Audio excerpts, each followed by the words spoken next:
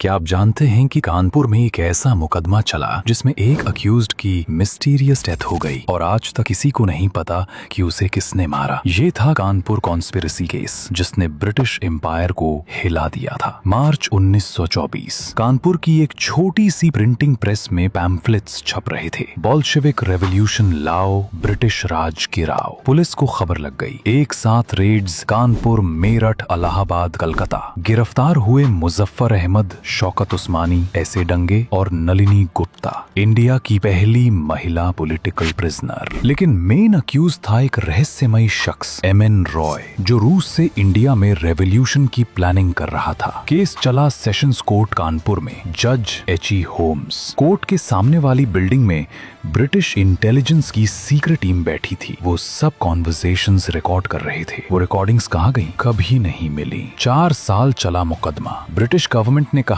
ये लोग मॉस्को से पैसे लेकर इंडिया में कम्युनिस्ट रेवोल्यूशन लाना चाहते हैं। एविडेंस में पेश किए गए सीक्रेट लेटर्स, कोडेड मैसेजेस। एक लेटर में लिखा था के साथ रेडी है। के साथ कौन था? मुजफ्फर अहमद को 4 साल की सजा, दंगे को भी 4 साल। लेकिन ट्रायल के दौरान एक अजीब बात हुई। प्रोसिक्यूशन विटनेस बांकिम मुखर्जी अचानक गायब हो गया। 3 दिन बाद उसकी लाश गंगा में मिली। मर्डर या सुसाइड? पुलिस ने फाइल बंद कर दी। ये केस सिर्फ एक मुकदमा नहीं था, ये था इंडिया में कम्युनिस्ट मूवमेंट का बर्थ सर्टिफिकेट। इसी केस के बाद communist party of India officially बनी। लेकिन सबसे बड़ा रहस्य, कोर्ट प्रेमाइसिस के बेसमेंट में एक टनल मिला था जो सीधे गंगा तक जाता था। ब्रिटिश रिकॉर्ड्स में इसका कोई जिक्र नहीं। लोकल लोग कहते हैं कि इसी टनल से सीक्रेट डॉक्यूमेंट्स स्मगल होते थे। पूर्वा क्रॉसिंग के पास जो पुरानी जेल थी, वहाँ इन रेवोल्यूशनरीज को रखा गया था। जेल की दीवारों पर आज भी कुछ कोडेड मैसेजेस हैं जिन्हें कोई डिकोड नहीं कर पाया। केस खत्म होने के बाद सारे डॉक्यूमेंट्स लंदन भेज दिए गए, लेकिन शिप में आग लग गई और सब जल गया। ये सिर्फ एक कहानी थी डॉक्यूमेंट्स छुपाने की। कानपुर कॉन्स्पिरेसी केस ने इंडिया में एक नई आइडियोलॉजी की नींव रखी। सेशन कोर्ट का वो बिल्डिंग आज भी खड़ा है। उसकी दीवारों में छुपे हैं वो राज जो ब्रिटिश राज के साथ दफन हो गए, और के साथ वो आजादी के बाद इंडिया का एक बड़ा लीडर बना। नाम वो तो ऑफिशियल सीक्रेट्स एक्ट में बंद है।